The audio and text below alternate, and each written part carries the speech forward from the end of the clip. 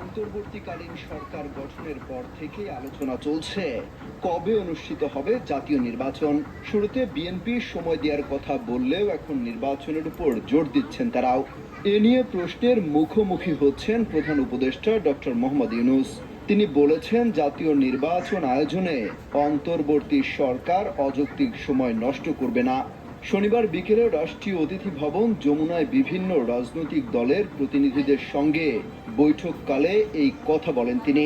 বৈঠক শেষে দলগুলোর প্রতিনিধিরা সংবাদ মাধ্যমকে এই তথ্য জানান।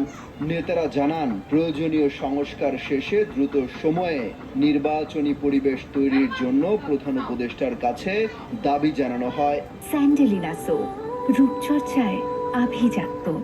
এছাড়াও সংলাপে রাষ্ট্রপতি ও প্রধানমন্ত্রীর ক্ষমতায় ভারসাম্য নিশ্চিত করা, দুবারের বেশি প্রধানমন্ত্রী না হওয়া, নির্বাচনী ব্যবস্থা সহ সাংবিধানিক বেশ কিছু সংস্কারের দাবিও উপস্থাপন করেছেন তারা।